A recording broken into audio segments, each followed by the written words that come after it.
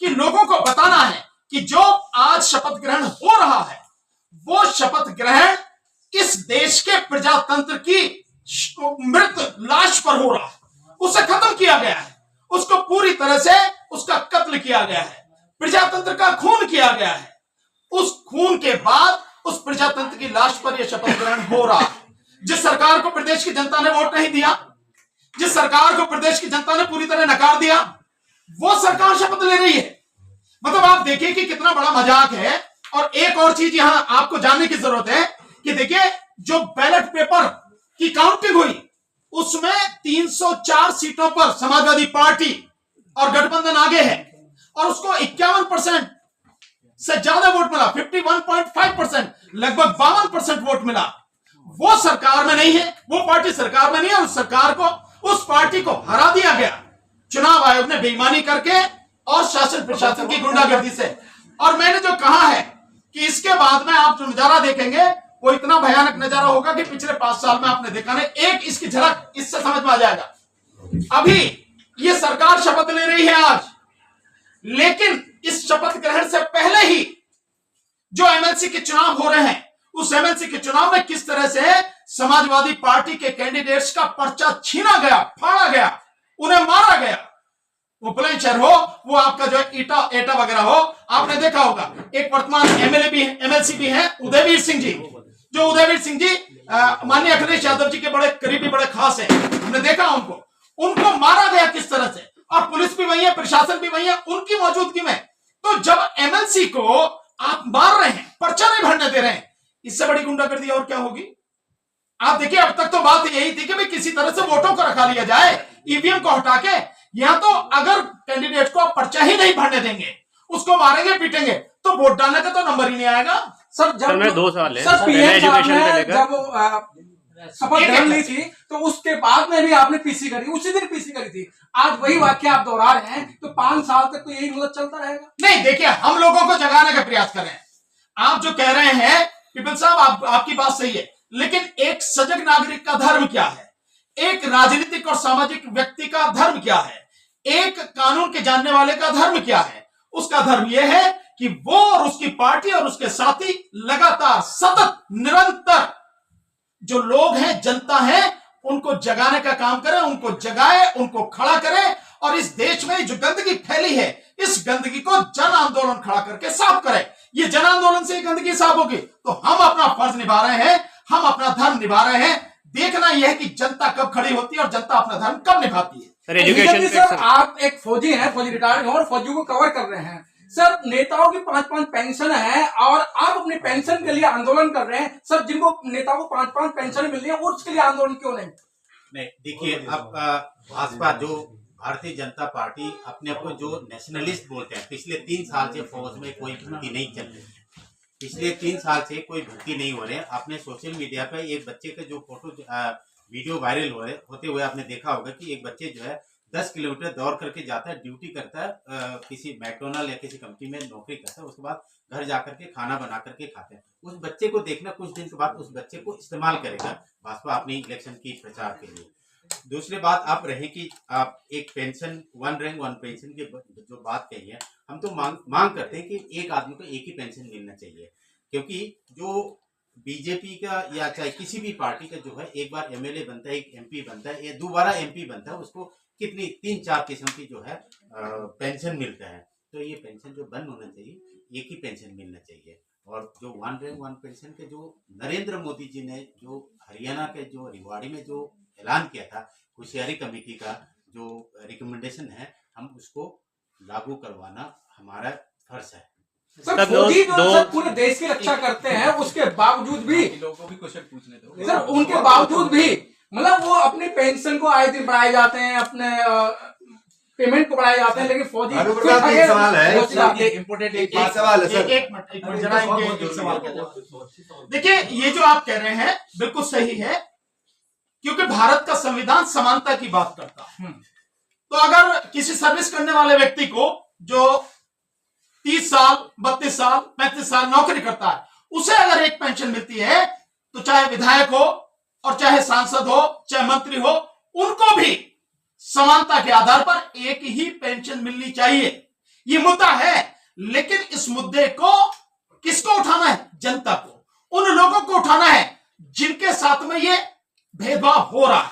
तो हम तो कह रहे हैं, हम तो निश्चित रूप से इस बात को उठाएंगे, पर वो लोग हमारे साथ आए तो देखिए, हम जो ईवीएम का आंदोलन हमने शुरू किया है, ये जड़ है उस हर गंदगी की जो इस देश में फैली हुई है। इसलिए हम चाहते हैं कि लोग इस आंदोलन में साथ दें और उसके बाद जो भी जितनी भी गंदगी है, जहां जहां भी गड़बड़ी है, उन सबको ठीक किया जाए।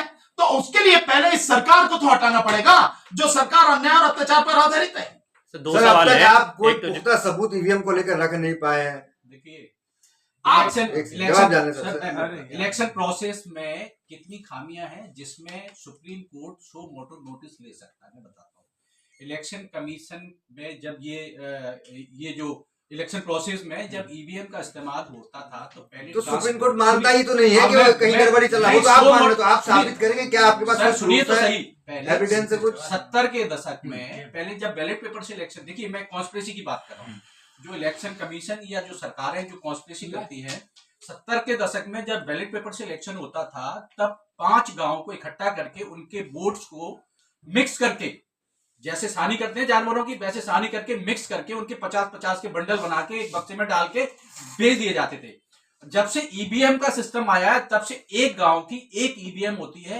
ये कॉन्स्पिरेसी के तहत है, साजिश के तहत है, इसलिए कि उन गांव के लोगों को आइडेंटिफाई किया जाए कि इस गांव से हमें कितने वोट मिले। उसके बाद इलेक्शन के बाद उनके ऊपर धाराएं लगा के उनको जेल में बंद किया जाए। एक साजिश। दूसरी साजिश, इलेक्शन कमीशन, ये पहले जो वीवीपैट जो लगाया है, वीवीपैट में पहले जो गिलास था वो ट्रांसपेरेंट गिलास था जिसमें वो उसको चिन्ह दिखता था कि हमने वोट किसको किया है। अब वो गिलास इसके थ्रू, साजिश के थ्रू उसको ब्लैक कर दिया गया है। क्या ये सारी चीजें सुप्रीम कोर्ट को नहीं दिखती है क्या? मतलब अब नहीं दिखता किधर वोट गया? क्या कहना चाह वो रहे हैं? नहीं दिखता है, वो वोट अभी नहीं दिखता है कि किधर गया। आपने ये बताइए, वो ट्रांसपेरेंट गिलास को ब्लैक गिलास क्यों कर दिया? उसके पीछे क्या क्या लॉजिक है? नहीं, वीवीपैट तो दिखता है कि आप- नहीं, वीवीपैट दिखता है, हम इसको साबित कर देंगे। वीवीपैट गिनता तो नहीं सर, हम ये साबित कर देंगे कि ब्लैक गिलास के पीछे आपने जो हाथी को दबाया है या साइकिल को दबाया है, जब आप उस गिलास को हटाएंगे तो उसके पीछे कुछ और नजर आएगा। ये हम साबित करके बता देंगे। ये हमने डेमोन्स्ट्रेशन करके बताया हमने। मैं आपको और चीज आप कह रहे हैं कि हम सिद्ध नहीं कर पाए, हमारे पास सबूत नहीं है। कैसे सबूत नहीं है? क्या इलेक्शन कमीशन क्विट की उस आरटीआई का जवाब दे पाया है जिसमें इलेक्शन कमीशन से पूछा गया था कि 2019 में वीवीपैट की पर्चियों की गिनती क्या है, काउंटिंग क्या है? जवाब दे पाया? अभी तक जवाब नहीं दिया। इसके अलावा जो द क्विंट ने वो क्वेश्चन रेज किया था उनके सामने 23 मई 2019 को, जिस दिन काउंटिंग हो रही थी लोकसभा चुनाव की 2019 की, कि आपकी जो वेबसाइट है उसमें जो आंकड़े पड़े हैं उसमें 373 लोकसभा सीटों पर 8,000 से लेकर 18,000 वोटें कम या ज्यादा हैं उन वोटों से जो वोटें पड़ी हैं। जवाब दे पाया? मिलान नहीं तो दिया। होता है ना सर, क्या? वीवीपैट और ईवीएम की एक विधानसभा में 4 पोलिंग बूथ पे, उसके बाद तो मिलान का आदेश आया और मिलान तो किया जाता हुआ है। क्या? हाँ। नहीं हुआ ना। 4 जगह तो होता है सर। नहीं, 4 जगह। होता है, हाँ। होता है। आप कह रहे हैं कि उसने, सुप्रीम कोर्ट ने कहा था कि 5 पोलिंग स्टेशन की जो पर्चियां हैं वीवीपैट की, उनकी काउंटिंग होकर मिलान होता है क्या? नहीं हुआ। यही तो सबसे बड़ी दिक्कत है कि इस बात पे कोई लगातार सवाल नहीं उठा रहा। हम लगातार सवाल उठा रहे हैं और हम हमसे कह रहे हैं ये बात। दूसरी बात यह है, जो मैंने आपके सामने कहा, बेईमानी को एक ही चीज से आप समझ सकते हैं, परख सकते हैं। हम बाकायदा देंगे आपको क्या सबूत देंगे? हम कोर्ट को सबूत देंगे, बाकायदा दे देंगे, और आपके कोर्ट को जब देंगे तो तब आपको भी हम सारे सबूत देंगे। 2 सवाल है। मैं एजुकेशन, सिर्फ एक बात मैं अभी पूरी कर लूं इसको, इसके बाद हम सिंपल जो हमने कहा था कि जो वीवीपैट और ईवीएम मशीन के पीछे जो ग्रीन कलर की, हरे रंग की पर्ची होती है जिसमें सारी इंफॉर्मेशन होती है, उस इंफॉर्मेशन को बाकायदा एक प्रमाण पत्र के माध्यम से हर पार्टी के कैंडिडेट को या जो कैंडिडेट का एजेंट है, पोलिंग एजेंट, उसको जिस भी चाहे निर्दलीय हो उसको भी प्रोवाइड कराना है कि मशीन ये है, ये मशीन का नंबर है, जो कंट्रोलिंग यूनिट है उसका ये नंबर है, जो वो आपकी बैलेट यूनिट है उसका ये नंबर है, और वीवीपैट का ये नंबर है, और ये जो है उसका बूथ नंबर है जो आरओ डालता है, ये सिग्नेचर है। वो सारी चीजें वो प्रोवाइड कराई नहीं कराई। यही वो चीजें जिससे पता लगती है कि मशीनें किस तरह से बदली जाएंगी जिस दिन वो प्रोवाइड कराएंगे, क्योंकि हर ईवीएम मशीन का एक अपना यूनिक नंबर होता है, वो दूसरा नहीं होता। और इस बात का भी जवाब अभी तक नहीं दे पाया चुनाव आयोग, जिसका बॉम्बे हाई कोर्ट में भी केस पड़ा हुआ है कि 20 लाख के लगभग जो मशीनें हैं, जिसके लिए वहां के एक आरटीआई एक्टिविस्ट ने जो मुकदमा डाला हुआ था कि वो कहां है, आज तक जवाब नहीं है। 2014 से पहले 15 साल में कितनी ईवीएम मशीन चुनाव आयोग को ECIL और BEL, ये दो कंपनियां जो सप्लाई करती हैं, इन्होंने जो मशीनें दी उसमें 20 लाख मशीनों का अंतर था, जिसका मुकदमा पड़ा हुआ। कहां गई वो 20 लाख मशीनें?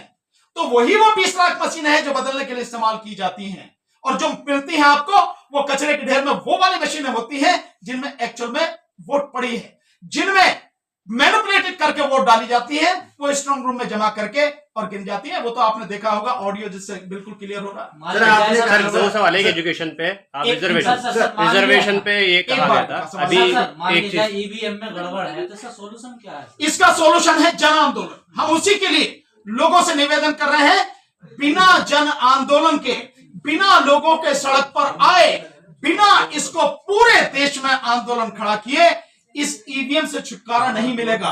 क्योंकि ईवीएम को दो ही संस्थाएं हैं जो इस ईवीएम को हटा सकती हैं। एक वो संसद, भारत की संसद, जो कानून बनाकर जिसने ईवीएम को इसमें लागू किया, एक तो वो हटा सकती है कानून में संशोधन लाके, और दूसरा इस देश की सुप्रीम कोर्ट जो न्याय करती है और जो एक ऐसी व्यवस्था है जिससे इलेक्शन ट्रांसपेरेंट नहीं है, और सुप्रीम कोर्ट इस बात को मानती है। मैं बार बार इस बात को बताता हूं कि 8 अक्टूबर 2013 का सुब्रमण्यम स्वामी बनाम इलेक्शन कमीशन ऑफ इंडिया का जो जजमेंट है, उसके पैरा 27 में सुप्रीम कोर्ट ने माना है कि ईवीएम से free, fair and transparent election संभव नहीं है, यानी कि स्वतंत्र, निष्पक्ष और पारदर्शी चुनाव संभव नहीं है, इसीलिए उसको हटना चाहिए। अब उनका सवाल, आपका सवाल। एजुकेशन में सरकार ने चेंजेस करी है कि 12th के मार्क्स के बेसिस पे कॉलेज यूनिवर्सिटी में एडमिशन नहीं होगा, आपको एंट्रेंस क्लियर करना पड़ेगा, एग्जाम क्लियर करना पड़ेगा, तब एडमिशन होगा। तो क्या मान लिया जाए रिजर्वेशन खत्म करने की तैयारी है, या फिर वाकई में जो टैलेंटेड है उसको मौका मिलेगा? नहीं, टैलेंट से कोई लेना देना नहीं है। ये अनपढ़ लोग जो प्रधानमंत्री की डिग्री का पता नहीं, जो प्रधानमंत्री पता नहीं 8वीं पास भी है कि नहीं है, ये लोग डिसाइड करेंगे कि किस तरह से एजुकेशन सिस्टम होना चाहिए। कर पाएंगे ये कोई? इनमें से कौन सा टैलेंटेड व्यक्ति है? इनमें से कौन सा टैलेंटेड व्यक्ति है? इसलिए लेकिन एग्जामिनेशन क्लियर करने से एग्जामिनेशन की नौटंकी है और कुछ नहीं है। मुझे एक बात बताइए कि जिस व्यक्ति ने 12वीं क्लास पास कर ली, वो व्यक्ति BA, BSc, BCom में जाने का हकदार है कि नहीं है? मुझे बताइए। अगर एक बच्चा 8वीं क्लास पास कर लेता तो 9वीं में आ जाता है। एक बच्चा जो 9वीं क्लास पास कर लेता तो 10वीं में एडमिशन हो जाता। एक बच्चा जो 10वीं पास कर लेता है 11वीं में एडमिशन हो जाता, और जितने 11वीं पास कर ली वो 12वीं में एडमिशन उसको मिलता है। तो जो बच्चे ने 12वीं पास करी उसे जो BA में, BSc में, जहां वो चाहता है उसमें एडमिशन क्यों नहीं मिलना चाहिए? क्यों सरकार की पॉलिसी ऐसी है कि लाखों लोग पास करते हैं इंटरमीडिएट यानी 12वीं कक्षा, 10+2 जिसे बोलते हैं, और उसके बाद में आप सीटें कम कर रहे हैं? क्यों नहीं सरकार जितने बच्चे पास हो रहे हैं उन सबके लिए जो है सीटों की व्यवस्था करे, कॉलेज की व्यवस्था करे? क्यों नहीं उन सबको मौका मिलना चाहिए? क्यों सरकार कहती है कि इसमें वो लगाए? ये लोगों को मूर्ख बनाने वाली कोई टैलेंट नहीं है। मेरा आखिरी सवाल है, इस सवाल का मैं थोड़ा और आगे जवाब देता हूँ। सरकार ने 45,000 कॉलेज यूनिवर्सिटीज को घटाकर 15,000 कॉलेज और यूनिवर्सिटी में लाने की कोशिश की है, नई शिक्षा नीति। ठीक है, जो आपने क्वेश्चन पूछा कि इसके लिए कंपटीशन एग्जाम के लिए बात कर रही है या कोशिश है नई शिक्षा नीति में, पहले से केंद्र सरकार की जो यूनिवर्सिटी है उनमें लागू हुई है, राज्य सरकारों पे छोड़ दिया गया है। पहले भी कंपटीशन एग्जाम हुआ करते थे, प्रोफेशनल कॉलेज के लिए पहले भी कंपटीशन एग्जाम हुआ करते थे, उसमें भी टैलेंट की कोई ऐसा प्रॉब्लम नहीं हुआ कि किसके अकॉर्डिंग। ये जो है फिर से स्कैनिंग का टेस्ट है, ये जो कंपटीशन एग्जाम है स्कैनिंग टेस्ट है, इसमें भी सामंतवादी लोग, ब्राह्मणवादी लोग इसमें भी साजिश करेंगे कि साजिश के थ्रू किनको टॉप कॉलेज में एडमिशन दिया जाएगा और किनको B ग्रेड और C ग्रेड कॉलेज में एडमिशन दिया जाएगा। ये सारी साजिश के थ्रू हो रहा है सारी चीजें। मैं एक इनपुट देता हूँ इसमें, जो आप जो सवाल पूछते हैं बिल्कुल वाजिब है। UGC के जो हेड है, चेयरमैन है, जो one of the most controversial, जो JNU में जो चेयरमैन वाइस चांसलर थे, वो आज UGC में है। उन्हीं ने कानून पास किया है, उन्हीं के ऑर्डर थे कि central university common entrance test होंगे। ठीक है, राइट, बिल्कुल। उसमें ये इलेक्ट्रॉनिक एग्जाम होगा, नेशनल टेस्टिंग एजेंसी उसको एग्जाम को कंडक्ट करेगा। जो पहले जो आपका 12 की मार्क ग्रेडिंग के हिसाब से आपको चॉइस कॉलेज मिलता है, जैसे पहले मिलता था। यस, पहले मिलता था। मुझे चाहिए, सपोज मेरे को चाहिए SRCC, एक one of the most prestigious college of Delhi university, हमें चाहिए था, लेकिन आपको वो चॉइस नहीं मिलेगा। वो उनके हिसाब से आपको उस कॉलेज में आपको दाखिला करवाया जाएगा। सपोज आप चंडीगढ़ यूनिवर्सिटी में आपने दाखिला लेना है, आपने सेंट्रल यूनिवर्सिटी जेएनयू में दाखिला लेना है, आपको अपने हिसाब से नहीं मिलेगा। आपको जो नेशनल टेस्टिंग एजेंसी के जो हिसाब से वो डिसाइड आपको वो डिसाइड अलॉटमेंट। मेरा आगे सवाल कश्मीर पे है, क्योंकि ईवीएम का मुद्दा कश्मीर से जुड़ा हुआ है, इसलिए मैं बता रहा हूँ। क्योंकि आपने कहा कि फारूक अब्दुल्ला ने एक्सेप्ट किया था, बिल्कुल ये रिटर्न में है। उसमें शाह जिलानी जैसे उस टाइम में नेता थे जो अब अलगाववादी नेता होगा, जो उन्होंने हथियार उठा लिए, लेकिन उस टाइम उन्होंने चुनाव लड़ा था। चुनाव लड़के उनको धांधली की गई, धांधली से हराया गया, जन समर्थन उनके साथ था। उस टाइम ईवीएम नहीं थी, तो धांधली तब भी होती थी। उसके बाद से आतंकवाद उस कश्मीर में बढ़ता चला गया, लेकिन तब तो ईवीएम नहीं थी, धांधली तब भी होती थी। तो अब कैसे ईवीएम पे दोष डाला जाए? देखिए, जैसे मैंने कहा कि पहले पॉपुलेशन वाइज अगर देखा जाए, ये जितनी भी सरकारें इस देश में रही है, ये दुनिया भर में, ये सारी जगह धांधलियां होती है। हमें जैसे जैसे इंसान का एवोल्यूशन होता है, जैसे जैसे डेवलपमेंट होता है, वैसे वैसे नई चीजें आती है। जरूरी नहीं है कि पहले जो इतिहास हुआ है, दोहराया रहा है, वही इतिहास अभी नई जनरेशन के लिए दोहराया जाए। पहले वो साजिशन जो है, कुछ एरिया में धांधली करते थे, जनता उतनी जागरूक नहीं थी, जबकि एक लीडर ये एक्सेप्ट कर रहा है कि मेरी 3 घंटे में काउंटिंग होके मेरे को विनर घोषित कर दिया और बाकी लोगों की काउंटिंग 2-2, 3-3 दिन हो रही है। तो जब एक सीएम, एक प्रदेश का सीएम बोला है कि हाँ मैं धांधली की वजह से जीता, उसके बाद भी उस प्रदेश के लोगों ने आंदोलन नहीं किया, ये उस वक्त की गलतियां हैं। लेकिन अब जो जनता है, ये जनता बहुत जागरूक है, और ये जनता जो ईवीएम से इलेक्शन की जो बात करें, जितनी भी डेवलप कंट्री, किसी भी कंट्री में जहां जनता बहुत अवेयर है, उस कंट्री की जनता नहीं चाहती कि ईवीएम से इलेक्शन हो। इस देश की जनता भी बहुत अवेयर है। 2019 से ये जो हमने आंदोलन स्टार्ट किया है, उस आंदोलन में पहले जनता इतना शरीक नहीं हुआ करती थी, उतना इन्वॉल्वमेंट नहीं था। अब जनता का इन्वॉल्वमेंट मोर देन 50% जनता चाहती है कि ईवीएम से इलेक्शन नहीं हो। और ये जो सारी बातें हैं जो हम आपसे बता रहे हैं, जनता भी सारी बातों को जानती है। जनता एक ऑर्गेनाइजेशन जो इस बात को बड़ी ताकत के साथ बोले, उस ऑर्गेनाइजेशन के एक प्लेटफॉर्म के साथ मिलकर काम करना चाहती है। बाकी सब जिस तरह वन प्रताप जिस तरह लेटर एंट्री से सचिव बनाए जा रहे हैं, और उस यूपीएससी की बिगर एग्जाम के, और यहाँ आगे पढ़ने के लिए उन्हें एग्जाम के लिए प्रोत्साहित किया जा रहा है, उनको पेपर के लिए प्रोत्साहित किया जा रहा है। लेटर एंट्री में सचिव बनाए जा रहे हैं बिगर यूपीएससी के। पिपल साहब, ये कर कौन रहा है? ये व्यवस्था लेटरल एंट्री की किसने स्थापित की है, किसने शुरू की है? भारतीय जनता पार्टी सरकार ने, मोदी सरकार ने। और हम आंदोलन किसके लिए कर रहे हैं कि जो ईवीएम पर आधारित ये भारतीय जनता पार्टी सरकार है, इस सरकार को उखाड़ के फेंका जाए। ये सरकार इस देश को तबाह करने के लिए आई है, विकास नहीं, इसका विनाश करने आई है। हम इस सरकार को उखाड़ के फेंकना चाहते हैं। अगर ईवीएम रहेगा तो ये सरकार रहेगी, और ये सरकार अगर रहेगी तो लेटरल एंट्री, अभी तो आप देख ही रहे हैं, अभी तो केवल प्रारंभिक जो स्थिति है उसमें देख रहे हैं। इसके बाद क्या स्थिति होने वाली है उसका आपको अंदाजा नहीं है। आप देख रहे हैं, अभी तो आईएएस में थी, अब ये पीसीएस में भी इसको करने जा रहे हैं, इसके बाद ये हर चीज में करेंगे। और धीरे धीरे आने वाले समय में जब इस देश का संविधान खत्म होगा, तो सबसे पहले खत्म होगी इस देश की न्यायपालिका, इस देश की, क्योंकि राजतंत्र में न्यायपालिका की कोई जरूरत नहीं होती। वहां तो राजा का शासन है, और राजा का शासन कैसे चलता है? वो पुलिस के माध्यम से चलता है। तो फिर इस देश की अदालत, ये सुप्रीम कोर्ट, ये हाई कोर्ट, ये नीचे की कोर्ट, कोई कोर्ट नहीं रहेगी। और फिर ये कोट पहनने वाले जो काले कोट वाले हैं वकील, इनकी वकालत भी खूंटी पर टंग जाएगी। तो इतना भर नहीं है जितना लोग, अफसोस ये है कि लोग दूर तक देख नहीं पा रहे, समझ नहीं पा रहे। इसके कितने विनाशक परिणाम होंगे लोगों की कल्पना में नहीं है। मैं आपको एक एक करके बता रहा हूं। इसलिए जो लेटरल एंट्री है, ये केवल इसी में नहीं और क्षेत्र में भी बढ़ेगी। इसको रोकना है तो भाजपा को रोकना पड़ेगा, और भाजपा को रोकना है तो ईवीएम को उखाड़ के फेंकना पड़ेगा। सर, आखिरी सवाल सर ये है मेरा कि आप इतना मेहनत कर रहे हैं, आंदोलन इतना बड़ा खड़ा कर रहे हैं, लेकिन सरकार का कोई ध्यान नहीं है। वो अपने चुनाव प्रचार में लगी, शपथ ग्रहण हो रहा है, गुजरात के इलेक्शन नजदीक है, उसमें पूरा ध्यान लगाया जा रहा है। इस पे तो कोई बात नहीं हो रही है। सरकार अंदर से हिली हुई, आप ही तो थे ना उस दिन जो हमने प्रेस कॉन्फ्रेंस करी थी, आप सारे के सारे मीडिया के साथी थे। मुझे बताइए, आपका अब तक का जितना अनुभव है पत्रकारिता का, जितना आप ये सबको कवर करते हैं, कहीं आपने देखा है कि किसी भी पार्टी की या किसी के भी संगठन की प्रेस कॉन्फ्रेंस में एलआईयू का आदमी बैठा हो, लोकल इंटेलिजेंस का आदमी बैठा हो? उस दिन बैठा था ना आपके यहाँ पे, एलआईयू का आदमी बैठा था, और उसके सामने हम उसका नाम भी लिया था कि शर्मा ये है, ये एलआईयू के व्यक्ति हैं। तो सरकार हमारे विषय में सारी चीजें जानकारी रखती है। सरकार की नजर हम पे बिल्कुल गिद्ध नजर है, हम जानते हैं बहुत अच्छी तरह से। जो भी हम कर रहे हैं, जो भी हमारा एक्शन है, जो भी आपके माध्यम से हमारी आवाज लोगों तक पहुंच रही है, बहुत माइन्यूटली, बहुत सजगता से उसको वॉच कर रही है।